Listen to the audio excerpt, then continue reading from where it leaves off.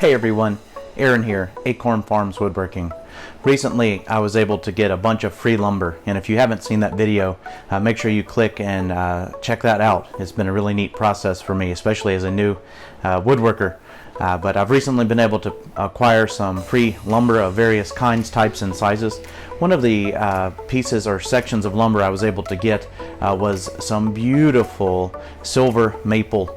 And this was a tree that had been cut actually last week as of this video, and I was able to go and pick it up. It had been sawn into bigger sections, and one thing that is really selling in my area right now is what's called discs or cookies, where you basically just take a tree and you slice it, and then people are using these as centerpieces, as coasters, and various things like that. Well, I wanted to try it out and see if I could do the same. But one thing that concerned me that people were doing when they were doing this is just selling it green.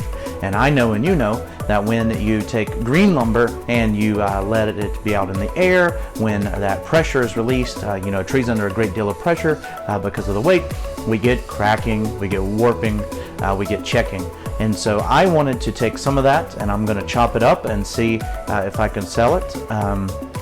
But the majority of it, my bigger pieces, I want to seal it and put it in my storage shed, give it a year or so, and then come back to it later, and then hopefully have a really nice piece that I can make some Lazy Susans and some just boards for the home decorative pieces. And so I invite you to follow along with me. I'll be posting that journey here on this channel if you want to, but the topic of today's video in particular is how do I seal that wood? How do I seal those long logs of lumber? And to answer this, I spoke to my father-in-law, who is a retired forester of almost 30 years, and he told me the cheapest and most effective way he knew to seal lumber and the way they would do it in his profession was simply latex paint. Now, if you look this up online, there are hundreds of methods and options for sealing lumber, from combinations of beeswax and mineral oil to what seems to be the industry standard, which is a product called Anchor Seal 2, but that stuff is $50 a gallon. And I don't have the funds to do that right now. And so he told me to go and get some latex paint to paint the ends, to put it in a nice area where it can get some airflow, stagger them, and then give it a year to 2 years, and then you'll be in good shape. And so I want to show you how I am going to seal these logs and how I did it for $14. That's right, you heard me right, $14. A little neat trick. I encourage you, if you're ever looking for paint, whether it's for a project like this or just anything else, when you go to your hardware store, this works in the big box stores. I was in an Ace Hardware, a local hardware store to me. You go over and they should have a section of rejects, a section that was either the wrong color or it didn't work out right or something didn't turn out, and they will have them marked at a huge discount. I was able, by doing this, you know, because all I want is the latex. I don't care what color it is. I don't care anything about it other than the latex. So I ended up getting some Clark and Kensington mist-tinted paint and primer, but I am interested because it is latex based. And so you can see here on there it is labeled mist tint $10. This is probably a $50 can of paint, but I'm going to be able to use this and use it for its latex features. And so I've got $10 into that, and I've got $4 into just a 4-inch latex brush. And I'm going to take this outside. I'll take you along with me. We're going to seal up those ends. You'll get to see me stack them, and then periodically we'll go and check them. I don't have a moisture meter yet, but I hope to be able to do so soon, and we'll check them in regular intervals and let you know how it goes. Also, you can follow along. I'll try to show a video of me cutting up some of the green to see what will happen with it. But let's go and take it outside and paint some lumber. All right. All right, everyone, welcome back. Hopefully the wind doesn't cause too much distortion here. It's a particularly windy day here in western Missouri. If that's the case, I'll dub over this. But here we are outside. Some of my logs. Now, some of these I have debarked. My father-in-law said that would also help control the loss of moisture, if you will. It will actually speed up the process a good bit. I've done that on some of these. It's interesting to note, I picked these up 2 days ago. I debarked them. I've not been able to get out here and get to work, and I'm already seeing signs of cracking on most of these that are in front of me.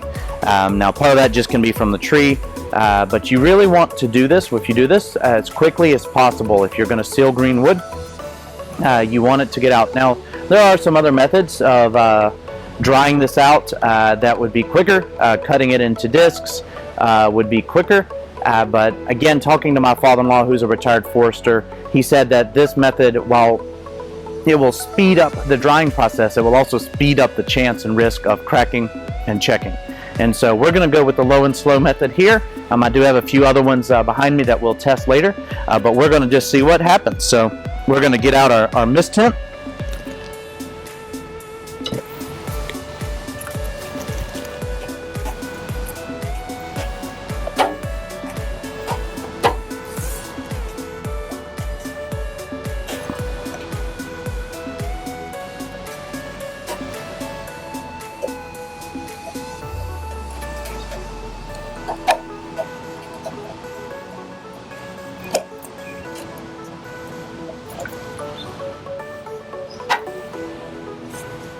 And it's a pretty kind of blue. Again, that's indifferent.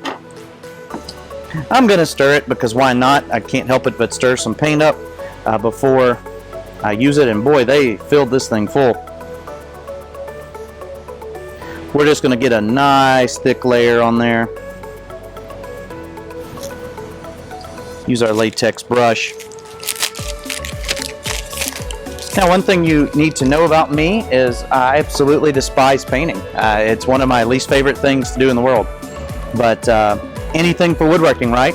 And for the opportunity to learn something new. So here we go. We're going to just give it a nice thick coat. Really try to work that in.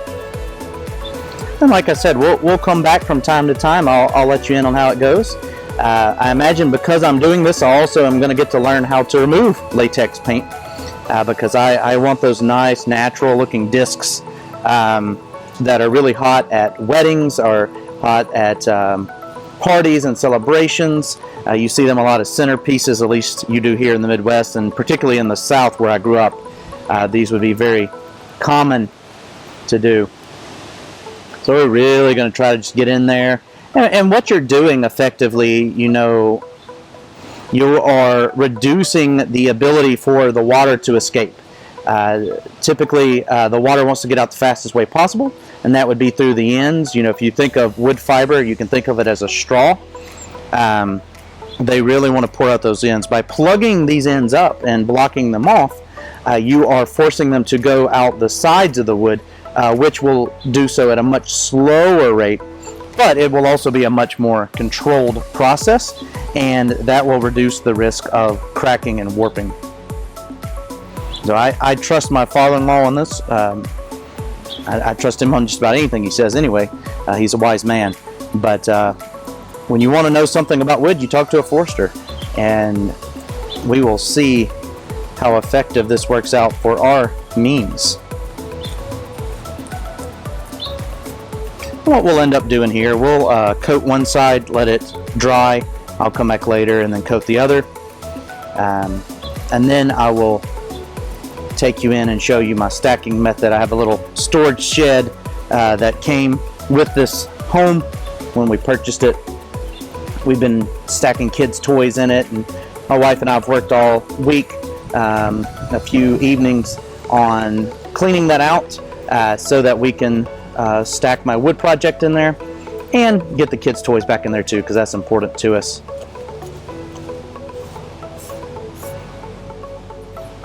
While I'm working on this here, I do encourage you, if you haven't checked out any of our other videos, this channel is, hopefully, my goal in it is to create a channel where you can learn tips, tricks, and builds, particularly related around the home.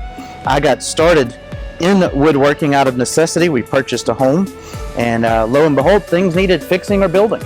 And I started looking around at what it costs to hire people to do things, and I didn't like it. I didn't like the price. I said, I can do that. I can learn that.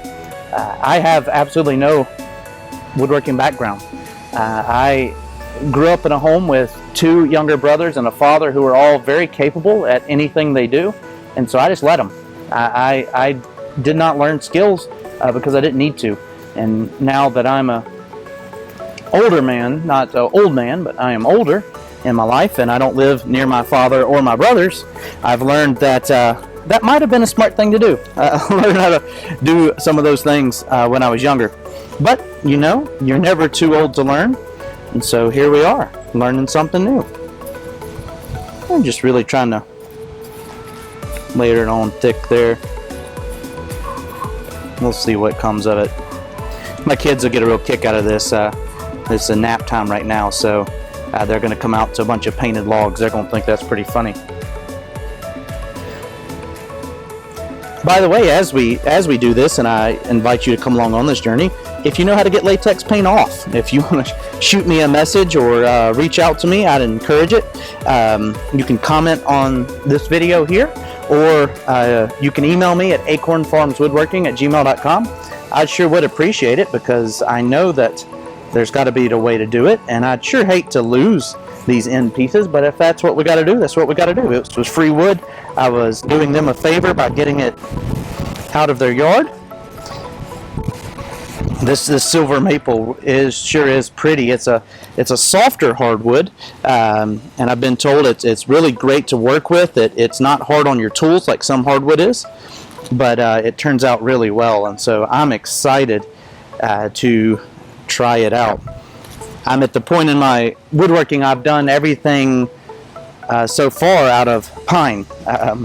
As many of us get started, you know, we use the cheapest route, or the most cost-effective route to get into woodworking, and for me that's been pine so far, but it's neat to have something different to work with and to try out. Who knows what'll come of this.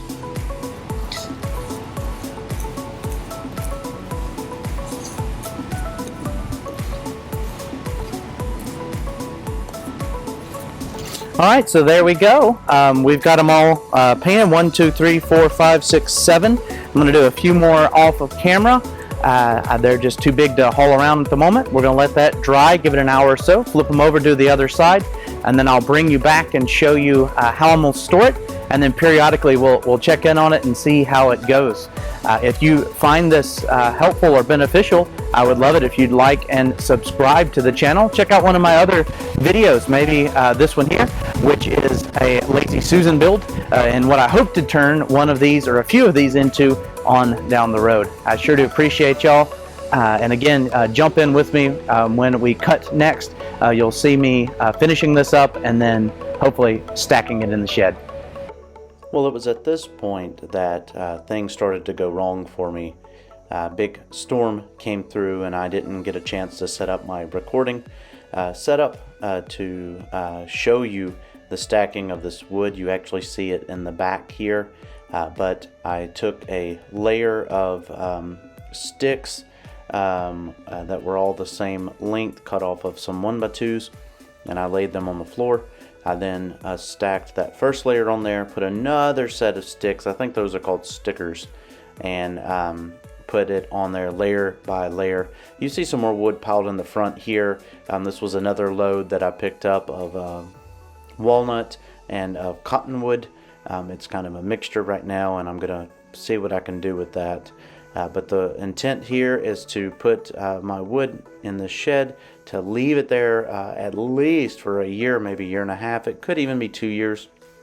We're going to check the water moisture content along the way. And then hopefully when it gets done, we'll have a nice dry piece that'll be free from cracking or anything like that. And we'll see what we can make from it. I appreciate you sticking around to this point. If you did enjoy this video, please consider liking and subscribing. And more importantly than that, if you found this helpful, check out one of these other videos. As always on this channel, I'm all about builds, tips, and tricks around the home to improve the quality of life and the time you are able to spend with your family. I appreciate each and every one of you and cannot wait to build something with you again soon. All right.